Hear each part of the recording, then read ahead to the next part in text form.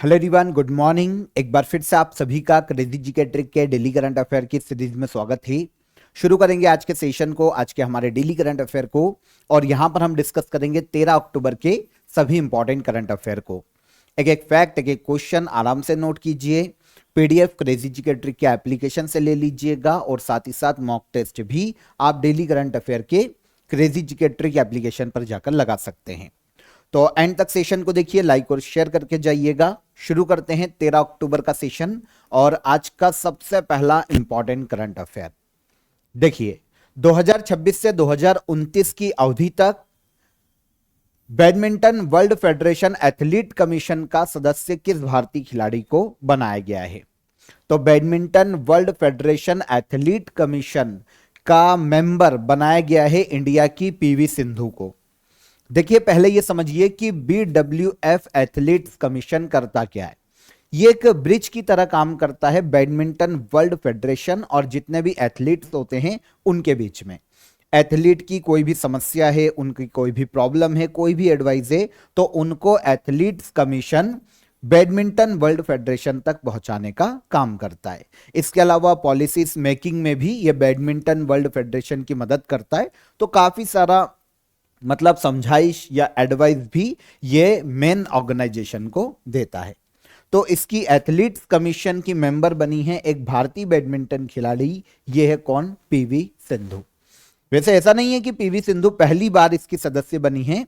2017 से 2025 तक ये मेंबर थी इस एथलीट्स कमीशन की। अब एक बार फिर से इनको 2026 से लेकर 2029 तक के लिए मेंबरशिप दी गई है। देखिए, टोटल 6 मेंबर होते हैं इस संस्था में। जो BWF एथलीट्स कमीशन है, 6 मेंबर होते हैं। अब 6 मेंबर में से 5 की अभी ज्वाइनिंग हुई है, नए चुनाव हुए हैं 5 मेंबर की सीट पर। और इसमें पीवी सिंधु को एक बार फिर से अपॉइंट किया गया है क्योंकि इनका कार्यकाल खत्म हो रहा था 2025 में। तो अब 2026 से 2029 के लिए फिर से इनको मेंबर बनाया गया। काम मैं आपको बता चुका हूं कि यह संस्था काम क्या करती है। अब यहां पर बैडमिंटन वर्ल्ड फेडरेशन की भी अगर हम बात कर लें कि बैडमिंटन वर्ल्ड फेडरेशन का काम क्या है, तो पूरे वर्ल्ड में बैडमिंटन को गवर्न करने वाली एक इंटरनेशनल बॉडी है। यह बैडमिंटन के लिए पॉलिसीज बनाती है, खेलों के लिए गेम्स का आयोजन करती है, रेगुलेट करती है। ये सारे काम बैडमिंटन वर्ल्ड फेडरेशन के द्वारा किए जाते हैं। इसकी स्थापना 5 जुलाई 1934 में की गई थी। हेडक्वार्टर मलेशिया के कुआलालंपुरम में देखने को मिलता है BWF का। कुनियिंग पटामा लेस्वाडरतकुल ये थाईलैंड से आती है। कुनियिंग पटामा थाईलैंड की है। ये वर्तमान में इस संस्था के प्रेसिडेंट के पद पर है। तो बैडमिंटन वर्ल्ड फेडरेशन हेडक्वार्टर कहां पर? मलेशिया के कुआलालंपुरम में। यहां पर अगर हम पीवी सिंधु की कैजुअली बात करें, क्योंकि इनसे रिलेटेड बहुत क्वेश्चन एग्जाम में आते हैं। बैडमिंटन की इंडियन प्लेयर, तेलंगाना राज्य से बिलोंग करती है। भारत की पहली और एकमात्र ऐसी खिलाड़ी जिन्होंने बैडमिंटन वर्ल्ड चैंपियनशिप अपने नाम की है। इसके अलावा ओलंपिक में 2016 में रियो ओलंपिक में इन्होंने बैडमिंटन में सिल्वर मेडल जीता था। और नेक्स्ट ईयर 2020 में जब टोक्यो ओलंपिक हुआ, हालांकि 2021 में आयोजित किया गया था कोविड के कारण, तो इसमें इन्होंने ब्रॉन्ज मेडल जीता था बैडमिंटन में। पीवी सिंधु, इंडियन गवर्नमेंट के द्वारा इनको 2013 में अर्जुन अवार्ड दिया जा चुका है। 2015 में पद्मश्री से सम्मानित किया गया था। 2016 में मेजर ध्यानचंद खेल रत्न अवार्ड इनको दिया गया और 2020 में इनको पद्म भूषण से सम्मानित किया जा चुका है। कौन है? पीवी सिंधु। ठीक है, याद रखिएगा, सारे अवार्ड इनके एग्जाम में पूछे जाने वाले हैं। सेकेंड, इस साल वर्ल्ड माइग्रेटरी बर्ड डे कब मनाया गया है? वर्ल्ड माइग्रेटरी बर्ड डे ये अभी अक्टूबर मंथ में मनाया गया, 11 अक्टूबर को। देखिए, ये जो डे है ना, जो प्रवासी पक्षी होते हैं, क्योंकि आप सभी को पता है बायोडायवर्सिटी के लिए बहुत ही इंपॉर्टेंट रोल प्ले करते हैं प्रवासी पक्षी। एक प्लेस से दूसरे प्लेस पर जब ऋतुएं चेंज होती है तो ये माइग्रेट करते रहते हैं। तो इनके संरक्षण के लिए लोगों को अवेयर करना, संरक्षण के लिए देश पॉलिसीज बनाए, देशों को अवेयर करना और इनके संरक्षण किया जाना बहुत जरूरी है, क्योंकि बायोडायवर्सिटी के लिए बहुत ही महत्वपूर्ण पार्ट प्ले करते हैं, बहुत ही महत्वपूर्ण रोल प्ले करते हैं। और आपको पता है क्योंकि जलवायु परिवर्तन के कारण ये लगातार खत्म होते जा रहे हैं, इसीलिए इनका संरक्षण को बढ़ावा दिया जा रहा है। तो साल में 2 बार वर्ल्ड माइग्रेटरी बर्ड डे मनाया जाता है। अब यहां पर इंटरेस्टिंग ये है कि हर साल इसकी डेट फिक्स नहीं है, मई के दूसरे सैटरडे में और अक्टूबर के दूसरे सैटरडे को, साल में 2 बार। मई का दूसरा सैटरडे जब बसंत ऋतु में पक्षियों की प्रवास यात्रा शुरू होती है, और सेकेंड सैटरडे अक्टूबर का जब शरद ऋतु में पक्षी वापस अपने घर को लौट जाते हैं। तो इन 2 समय बनाया जाता है साल में वर्ल्ड माइग्रेटरी बर्ड डे। यहां पर ये चीज याद रखिएगा कि अगर आपसे डेट ना भी पूछी जाए तो आपको ये याद रखना चाहिए कि कौन सा सैटरडे है या कौन सा डे है। तो मई और अक्टूबर का सेकेंड सैटरडे को मनाया जाता है world migratory bird day. Okay, तो सबसे पहली बार 2006 में यूनाइटेड नेशन एनवायरनमेंट प्रोग्राम के द्वारा इस डे को मनाए जाने की शुरुआत की गई थी। उद्देश्य नॉर्मली मैं आपको बता ही चुका हूं कि उद्देश्य क्या है। इस साल दोनों ही डे एक साल में 2 बार मनाए जा रहे हैं, पर पूरे साल की एक थीम आती है, shared spaces creating bird friendly cities and communities. 2025 में वर्ल्ड माइग्रेटरी बर्ड डे की थीम है। ओके, एक ही थीम रखी जाती है पूरे साल की। United nation environment programme, environment को प्रोटेक्ट करने के लिए यूनाइटेड नेशन का एक ऑर्गन है, एक संस्था है, ठीक है, जो कि पर्यावरणीय मुद्दों पर काम करती है, एनवायरनमेंट को प्रोटेक्ट करने के लिए काम करती है। 5 जून 1972 को इसकी स्थापना की गई थी। एक सम्मेलन आयोजित किया गया था, स्टॉकहोम सम्मेलन। ओके, 1972 में यहीं पर यूनाइटेड नेशन एनवायरनमेंट प्रोग्राम की पहली बार स्थापना की गई। केन्या के नैरोबी में इसका हेडक्वार्टर देखने को मिलता है। इंगर एंडरसन जो कि डेनमार्क से आते हैं, ये इसके एग्जीक्यूटिव डायरेक्टर के पद पर हैं वर्तमान में। आप सभी को आज का ऑफर ऑफ द डे बता देता हूं। ऐसे स्टूडेंट जो कि एमपी के एग्जाम की तैयारी कर रहे हैं, स्पेशली एमपी पुलिस एएसआई और एमपी पुलिस में सूबेदार भर्ती के लिए जो तैयारी कर रहे हैं, वो हमारे कंप्लीट स्टडी मटेरियल को ज्वाइन कर सकते हैं। लास्ट टाइम रिवीजन के लिए ये डिजाइन किया गया है आपके लिए। जितने भी आपको सब्जेक्ट पूछे जाने वाले हैं, maths, reasoning, science, GK, GS, current affair, उन सभी का स्टडी मटेरियल आपको यहां पर मिल जाएगा बहुत ही शॉर्ट नोट में, जो कि आपके लिए बहुत ही इंपॉर्टेंट रहेगा। एग्जाम ओरिएंटेड आपको यहां पर चीजें देखने को मिल जाएगी। तो स्पेशली एमपी के स्टूडेंट इसे ज्वाइन कर सकते हैं। डिस्क्रिप्शन में मैंने आपको इसकी लिंक दे दी है, वहां पर जाकर आप इसे डायरेक्ट अवेल कर सकते हैं। एप्लीकेशन पर भी आपको मिल जाएगा, पर आप लिंक पर क्लिक करके लीजिए, आपको डिस्क्रिप्शन में मैंने लिंक दे दी है। और हेल्पलाइन नंबर आपके लिए है, अगर आपको कोई भी हर्डल आ रहा है, कोई भी आपका क्वेश्चन है, आपकी क्वेरी है, तो आप हेल्पलाइन नंबर पर कॉल कर सकते हैं। अगले क्वेश्चन पर आते हैं हम। केंद्रीय वन्यजीव संरक्षण अधिनियम में संशोधन पारित करने वाला भारत का पहला राज्य कौन सा बना है? देखिए, ये बहुत ही इंटरेस्टिंग एक एक्ट है। इसका ईयर एग्जाम में काफी पूछा जाता है। Central wild life protection act या फिर Indian wild life protection act, इसे लाया गया था 1972 में। पहली चीज तो ये, ओके, 1972 में इसे पारित किया गया था। अब इसमें चेंजेस करने के लिए संशोधन पारित करने वाला भारत का पहला राज्य बना है केरला। अब यहां पर यह चीज नोट कीजिएगा कि अभी संशोधन पारित हुआ है, अभी लागू नहीं हुआ है। देखिए, अब आप सोचेंगे कि सेंट्रल का कानून है, राज्य कैसे संशोधन कर रहा है? पहली चीज तो ये कि कनकरेंट लिस्ट का सब्जेक्ट है वन्य जीवन, तो इसीलिए केरला संशोधन तो कर रहा है, लेकिन अभी इसमें बहुत सारे पेच देखने को मिलेंगे हमको, क्योंकि पहले हम इसकी बेसिक चीजें समझते हैं। केरला भारत का पहला राज्य बना है जिसने central wild life protection act 1972 में अमेंडमेंट का एक प्रस्ताव अपनी विधानसभा में पास किया है। 2025 में अभी से पास किया गया। केरल की प्रॉब्लम क्या है भाई, उसको क्यों पास करने की जरूरत पड़ रही है? पहली चीज तो ये देखिए, केरल में क्या है ना कि जंगली सुअर एक तो बहुत ज्यादा है, सेकंड जंगली हाथी ये बहुत ज्यादा है। अब प्रॉब्लम ये हो रही है कि अब केरला में जंगल क्षेत्र है, वेस्टर्न घाट एरिया का क्षेत्र है, तो यहाँ पर क्या होता है कि बहुत सारी आबादी ऐसी है जो जंगल या वन्य क्षेत्रों में ही रहती है, क्योंकि कल्चर ही वही है। अब उनका कॉन्फ्लिक्ट बहुत देखने को मिलता है जंगली सुअर और हाथियों से।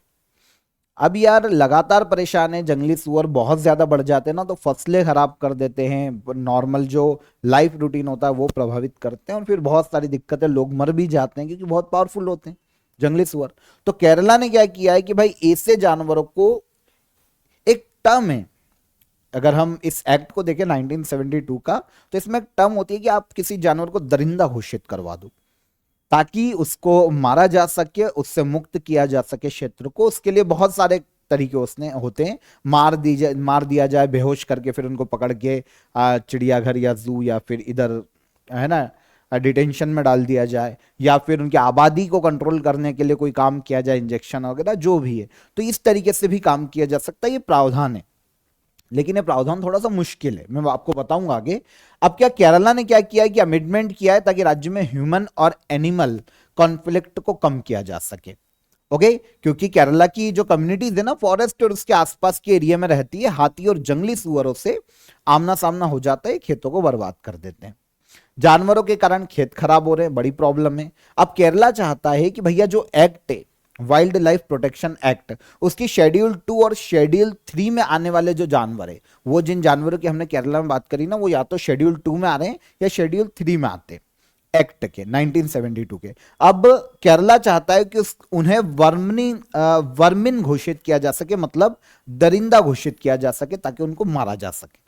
ओके, वैसे केरला ने पहले भी सेंट्रल गवर्नमेंट से ये मांग की थी कि आप हमको स्वीकृति दो, पर सेंट्रल गवर्नमेंट ने ये स्वीकृति नहीं दी, और अब केरला ने बकायदा अमेंडमेंट पास किया है अपनी विधानसभा में। अब प्रॉब्लम ये कि ये अमेंडमेंट भी प्रेसिडेंट के साइन के लिए जाएगा, प्रेसिडेंट साइन करेंगे इसकी संभावना कम है, कर देते हैं तो फिर केरला जो है वो ऐसी जो स्पीशीज है ना, जैसे जंगली सुअर, उनको वर्मिन घोषित कर सकता है, दरिंदा घोषित कर सकता है, ताकि उनको कंट्रोल किया जा सके। कैसे करेंगे मैंने आपको बता दिया, या तो मार दो, बेहोश करके डिटेंशन में डाल दो, या फिर उनकी जनसंख्या कंट्रोल करने के लिए कुछ करो, ऐसी चीजें। ओके, ये समझ में आ गया आपको। तो शेड्यूल 2 और शेड्यूल 3 की जो स्पीशीज है उनको वर्मिन घोषित करने के लिए केरला प्रयास कर रहा है। शेड्यूल 2 और 3 के जानवरों को हम इमरजेंसी सिचुएशन में ही वर्मिन डिक्लेयर कर सकते हैं, यह प्रावधान हमको देखने को मिल जाता है 1972 के एक्ट में, है ना। लेकिन ये इमरजेंसी सिचुएशन में ही किया जा सकता है, जबकि शेड्यूल 1, अभी हम 6 शेड्यूल की बात करेंगे आगे, शेड्यूल 1 में जो स्पीशीज है ना उसको तो कभी भी वर्मिन घोषित नहीं किया जा सकता, मतलब कोई भी कंडीशन हो उनको नहीं मारा जा सकता। जैसे हाथी, बाघ जो होते हैं, गेंडे जो होते हैं, इनको स्पेशली नहीं मारा जाता। केरला चाहता है स्पेशली जंगली सुअर के लिए, हाथियों को तो मार ही नहीं सकते, पर जंगली सुअरों के लिए चाहता है कि भाई उनको हम वर्मिन घोषित करें। ओके, अब देखिए जो केरला ने अमेंडमेंट किया है वो ये कहता है कि स्टेट के chief wild life warden, direct उनको पावर दी गई है कि वो ऐसे एनिमल को ह्यूमन पर जो अटैक कर रहे हैं उनको, जो लोगों को नुकसान पहुंचा रहे हैं उनको या तो शूट कर दे, बेहोश कर दे, उनको एक जगह से दूसरी जगह शिफ्ट कर सकते हैं, उनकी पॉपुलेशन कंट्रोल करने के लिए काम कर सकते हैं। तो स्टेट को ये पावर मिल जाएगा जो केरला ने अमेंडमेंट किया है उसके आधार पर, अगर प्रेसिडेंट अब परमिशन देते हैं तो। ओके, तो आई होप आपको मोटे तौर पर मुद्दा समझ में आ गया है। वाइल्ड लाइफ प्रोटेक्शन एक्ट 1972 में आया था, वन्यजीव संरक्षण के लिए ही इसे लाया गया था। 6 शेड्यूल इसमें देखने को मिलती है। शेड्यूल 1 के जो जानवर है उनको तो कभी भी नहीं मारा जा सकता, दरिंदा घोषित नहीं किया जा सकता, टाइगर, काले हिरण, हाथी, ऐसी स्पीशीज। शेड्यूल 2 में जो है ना वो भी प्रोटेक्टेड, मतलब उनको भी प्रोटेक्शन दिया ही जाएगा, लेकिन इन पर थोड़ी सी ये कर दिया जाता है कि इनको दरिंदा घोषित किया जा सकता है, पर वो बहुत रेयर कंडीशन है, इतनी रेयर कि ना के बराबर ही उसकी परमिशन मिले। शेड्यूल 3 और 4 में भी जो जानवर है ना उनको भी वर्मिन घोषित किया जा सकता है, जैसे नीलगाय हो गया, चीतल हो गया, हाइना हो गया, है ना, जो भेड़िए वगैरह हो जाते हैं, तो उनको मारा जा सकता है, लेकिन परमिशन बहुत रेयर मिलती है। 5वीं शेड्यूल में जो जानवर है उनके लिए भी ये लागू हो जाता है, और 6ठी शेड्यूल जो है ना वो प्लांट स्पीशीज की बात करती है कि इनको राज्य सरकार बिना अनुमति के ना तो उगाएगी और ना इनको एक्सपोर्ट करेगी और न ही बेचेगी। ये प्लांट स्पीशीज की बात करता है और बाकी 5 तो जानवरों की बात करता है। आई होप समझ पाए होंगे। तो ये है पूरा मुद्दा। हाल ही में नेशनल ग्रीन हाइड्रोजन मिशन के तहत कितने बंदरगाहों को ग्रीन हाइड्रोजन हब घोषित किया गया है? तो नेशनल ग्रीन हाइड्रोजन मिशन के तहत भारत में वर्तमान में 3 ऐसे पोर्ट हैं जिनको ग्रीन हाइड्रोजन हब घोषित किया गया है। कितने पोर्ट है? 3। Okay. Ministry of new and renewable energy ने 3 पोर्ट को ग्रीन हाइड्रोजन हब हाल ही में घोषित किया है। कौन कौन से? दीनदयाल पोर्ट अथॉरिटी गुजरात का है, Deendayal Upadhyay port. V O Chidambaranar, okay, Chidambaranar port, ये साउथ का नाम है, थोड़ा सा अलग है। ये तमिलनाडु में हमको देखने को मिलता है। अभी मैं उसको चिदम्बरम पढ़ने वाला था। तो ये चिदम्बरानार पोर्ट है तमिलनाडु का, तो इसको दिया गया। और तीसरा है पारादीप पोर्ट, जो कि हमको ओडिशा में देखने को मिलता है। तो इन तीनों पोर्ट को दिया गया है ग्रीन हाइड्रोजन हब का स्टेटस। अच्छा, ग्रीन हाइड्रोजन क्या होता है जानते?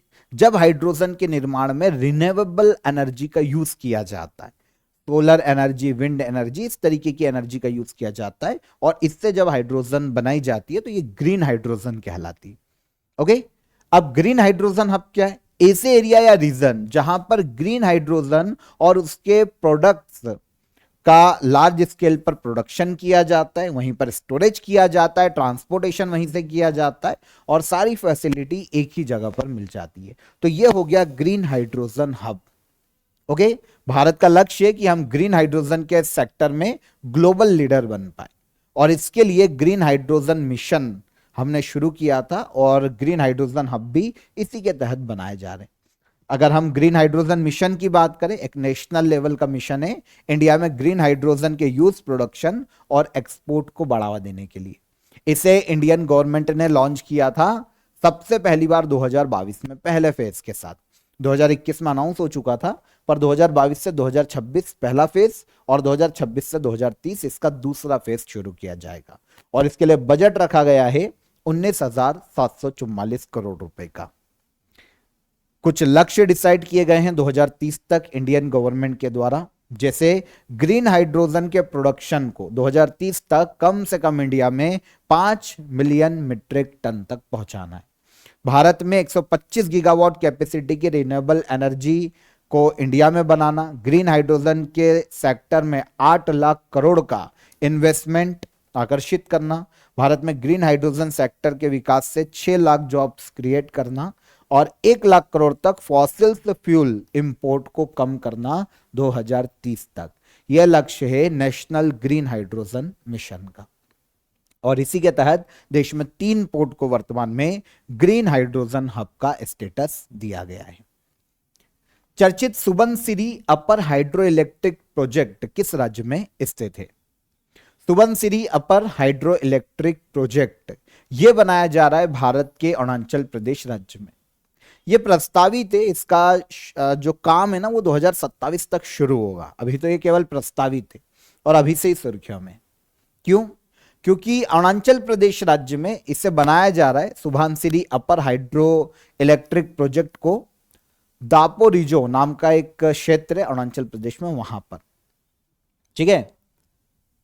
अब देखिए इस प्रोजेक्ट के दिक्कत यह है, अपर सुबनसिरी एक डिस्ट्रिक्ट है अरुणाचल प्रदेश में, उसी डिस्ट्रिक्ट में बनाया जा रहा है, तो इसी का नाम पड़ गया अपर सुबनसिरी हाइड्रो पावर या हाइड्रो इलेक्ट्रिक प्रोजेक्ट। अब यहां पर क्या है ना, इस हाइड्रो इलेक्ट्रिक प्रोजेक्ट को जब बनाया जाएगा तो बहुत सारे लोगों को रीलोकेट करने की जरूरत पड़ेगी उस पर्टिकुलर रीजन से। अब वो लोगों को क्योंकि दूसरे क्षेत्र में शिफ्ट करना पड़ेगा तो वो लोग काफी विरोध कर रहे हैं और विरोध के कारण जगह जगह पर प्रोटेस्ट हो रहे हैं। इसीलिए अरुणाचल प्रदेश का सुबनसिरी अपर हाइड्रो इलेक्ट्रिक प्रोजेक्ट अभी सुर्खियों में। ये सुबनसिरी रिवर पर बनाया जा रहा है, जो कि ब्रह्मपुत्र की सबसे बड़ी ट्रिब्यूटरी सुबनसिरी रिवर, जो कि अरुणाचल प्रदेश राज्य में बहती है। जब सुबनसिरी अपर हाइड्रो इलेक्ट्रिक प्रोजेक्ट बन जाएगा तो 1800 मेगावाट की इसकी कैपेसिटी होगी। अभी तो केवल बातचीत चल रही है, प्रस्तावित है 2027 में इसका काम शुरू होगा। हर साल लगभग 6581 गीगावाट बिजली का यहां से उत्पादन किया जा सकेगा। ठीक है। तो डेवलप कौन करवा रहा है? National hydro electric power corporation इसको डेवलप करा रहा है। अरुणाचल प्रदेश की काफी सारी हाइड्रो इलेक्ट्रिक प्रोजेक्ट है जो कि लगातार सुर्खियों में रहते हैं, जिनके हमने प्रीवियस सेशन में भी काफी बात की है। जैसे एक टाटो सेकेंड हाइड्रो इलेक्ट्रिक प्रोजेक्ट हमने पढ़ा था, ये जो शियोमी डिस्ट्रिक्ट है, इस पर शियोम रिवर बहती है, यहां पर 700 मेगावाट विद्युत उत्पादन क्षमता वाला प्लांट है। एक कालाई सेकेंड हाइड्रो पावर प्रोजेक्ट, ये भी अरुणाचल प्रदेश में है, 1200 मेगावाट इसकी कैपेसिटी है। एक अरुणाचल प्रदेश में हियो हाइड्रो पावर प्रोजेक्ट है, ओके, ये 240 मेगावाट का प्रोजेक्ट अरुणाचल प्रदेश राज्य में। टाटो फर्स्ट भी अरुणाचल प्रदेश में है, 186 मेगावाट कैपेसिटी वाला। ये लगातार या तो अपने अंतिम दौर में या अभी इन पर काम चल रहा है। एक भूटान का भी सुर्खियों में था, Wangchu hydro power project, India और भूटान के मध्य में लाभान्वित है ये, 570 मेगावाट की इसकी विद्युत उत्पादन क्षमता है। तो ये कुछ अदर हाइड्रो इलेक्ट्रिक प्रोजेक्ट है जिनको आप याद रखिएगा। वैसे डिटेल में मैंने आपको पहले भी पढ़ाए हैं इनके बारे में, यहाँ पे मैंने आपको शॉर्ट में बता दिया कि कहां कहां पर है। चर्चित ई नाम पोर्टल कब लॉन्च किया गया था?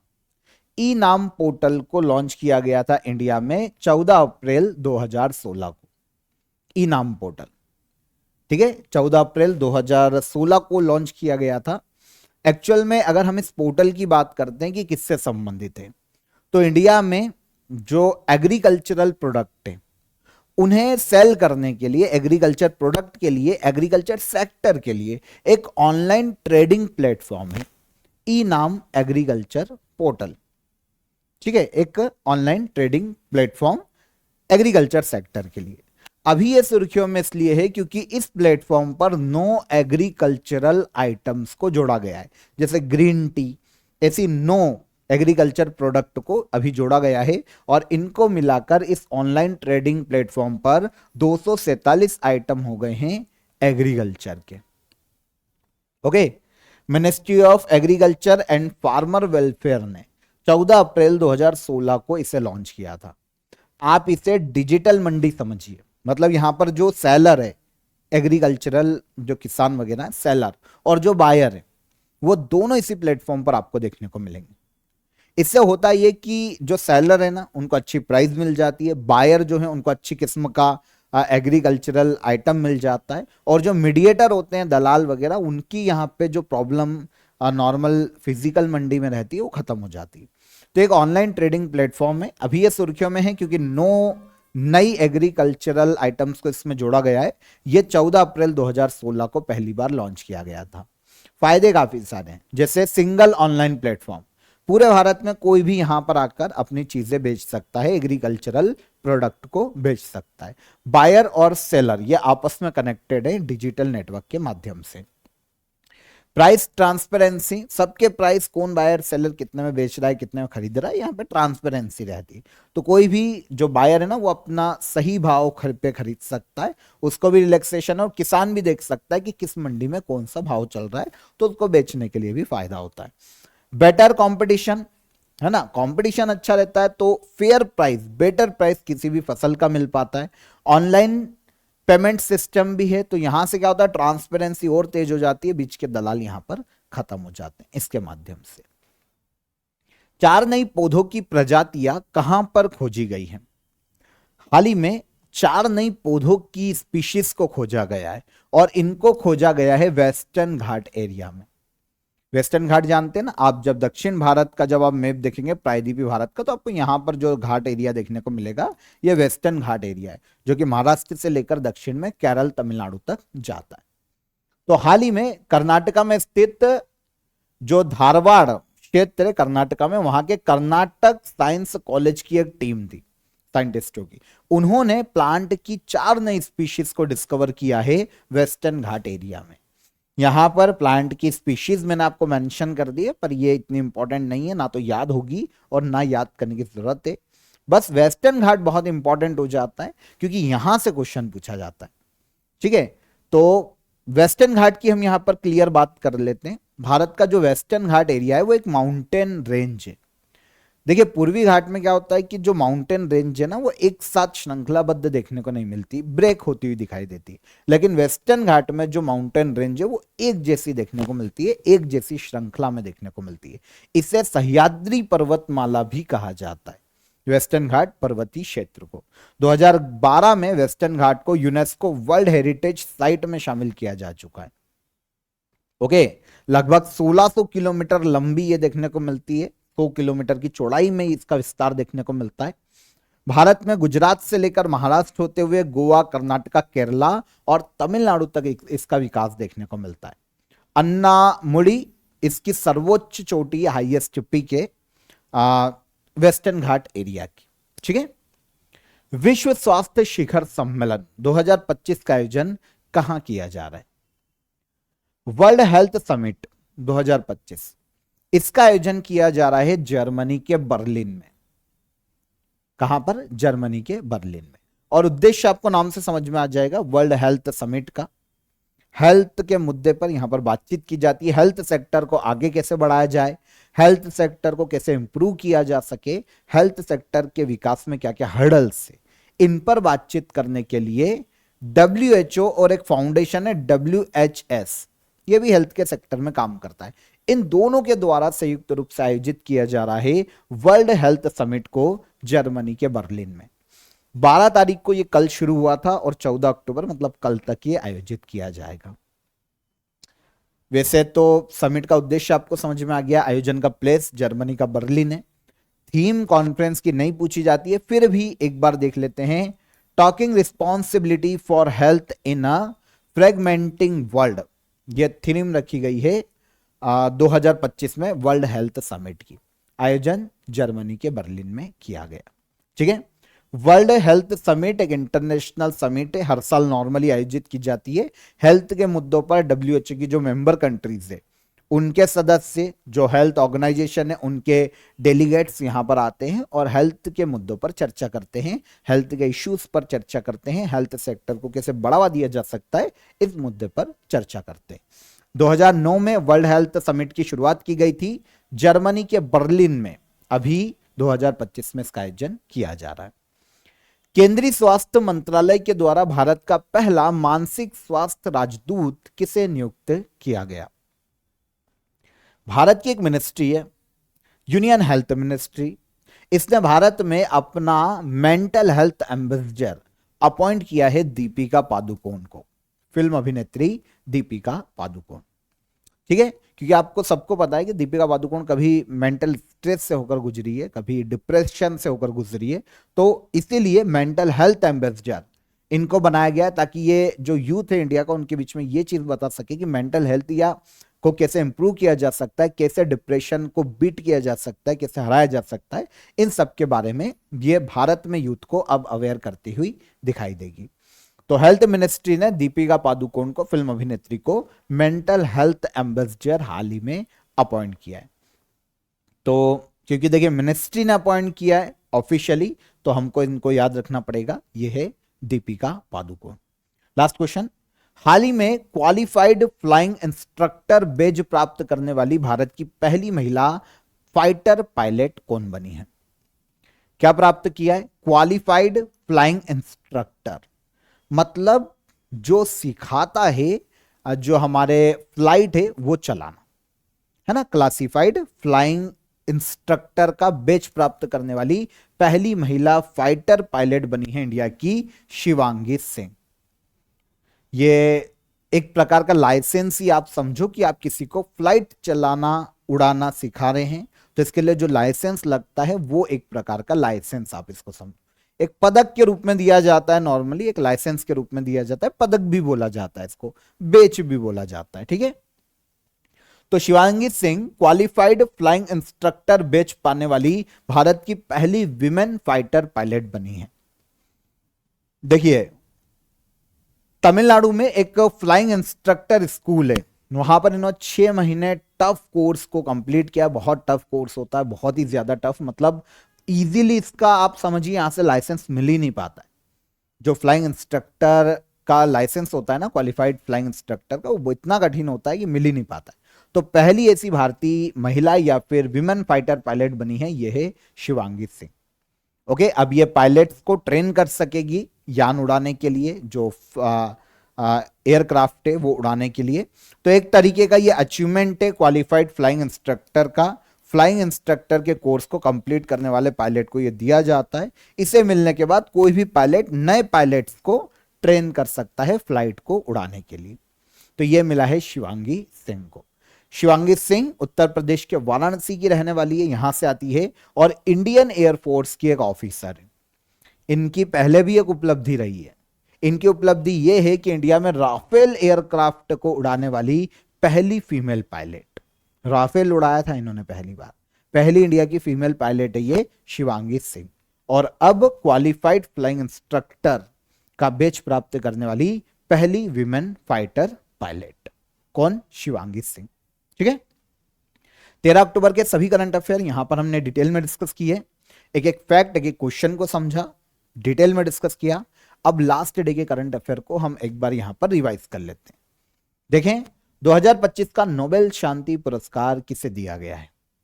2025 का नोबेल शांति पुरस्कार दिया गया मारिया कॉरिना माचाडो को। ठीक है, मिसेस यूनिवर्स 2025 का खिताब जीतने वाली पहली भारतीय कौन बनी है? तो यह खिताब जीतने वाली पहली इंडियन बनी शेरी सिंह। 7.3 तीव्रता का भूकंप मिंडानाओ द्वीप के पास आया है। यह द्वीप किस देश का हिस्सा है? तो यह द्वीप हिस्सा है फिलीपींस का। ठीक है, फिर गोबी रेगिस्तान में दुनिया का पहला सोलर थर्मल पावर प्लांट किस देश द्वारा शुरू किया गया? तो यह शुरू किया है चाइना ने। सुप्रीम कोर्ट ने हाल ही में निर्णय दिया कि जूनियर जज अब सीधे भर्ती के माध्यम से जिला जज बन सकते हैं। भारत में जिला जज की नियुक्ति संविधान के किस आर्टिकल के तहत की जाती है? तो यह आर्टिकल 233 के तहत की जाती है। अंतर्राष्ट्रीय बालिका दिवस हर साल कब मनाया जाता है? यह मनाया जाता है 11 अक्टूबर को हर साल। फिर Times Higher Education World University Ranking 2026 में भारत की ओर से सबसे ऊंची रैंक किस विश्वविद्यालय ने प्राप्त की है? तो ये Indian institute of science Bengaluru को दी गई है। ठीक है, हिल 2025 कॉन्फ्रेंस का आयोजन किसके द्वारा किया गया? तो इसका आयोजन किया गया फिक्की के द्वारा, federation of Indian chambers of commerce and industry. Bharat का पहला व्यावसायिक इलेक्ट्रिक ट्रक बैटरी स्टेशन किस स्थान पर लॉन्च किया गया? तो इसे लॉन्च किया गया कहां पर? सोनीपत, हरियाणा में। और भारतीय सेना ने स्वदेशी रूप से विकसित एंटी ड्रोन ग्रिड सिस्टम सक्षम को मंजूरी दी है। यह प्रणाली किसके द्वारा विकसित की गई? तो इसे विकसित किया है भारत इलेक्ट्रॉनिक्स लिमिटेड ने, BEL ने। ओके, तो ये सारे करंट अफेयर हमारे कल के सेशन के थे, रिवाइज कर लिए हमने। अब क्वेश्चन ऑफ द डे का आंसर ले लेते हैं। 2 क्वेश्चन थे कल। किसने मुगल कुलीनता का वर्णन करते हुए शाहजहां के शासनकाल में 4 चमन पुस्तक लिखी थी? तो यह पंडित चंद्रभान के द्वारा लिखी गई थी शाहजहां के शासनकाल में। प्रथम और सेकेंड वर्ल्ड वॉर में किन वर्षों में ओलंपिक गेम्स का आयोजन नहीं किया गया? तो पहले वर्ल्ड वॉर में 1916 में ओलंपिक आयोजित नहीं किए गए थे, और फिर सेकेंड वर्ल्ड वॉर के दौरान 1940 और 1944 में ओलंपिक का आयोजन नहीं किया गया था। ठीक है, तो यह है 3 साल। अब आज के क्वेश्चन ऑफ द डे। विषुवत रेखा से ध्रुवों की ओर जाने पर जी का मान क्या होता है? फिर विषु किस राज्य का नववर्ष है? और मनुष्य के शरीर में कौन सा विटामिन बनता है? तीनों क्वेश्चन को नोट कीजिए, कमेंट में आंसर कीजिएगा। सेशन पसंद आया हो तो वीडियो को लाइक और शेयर करके जाइए। चैनल पर पहली बार आए हैं तो चैनल को सब्सक्राइब कर लीजिए। कल फिर मुलाकात करेंगे नेक्स्ट डे के करंट अफेयर में। तब तक ख्याल रखिएगा अपना। जय हिंद, जय भारत।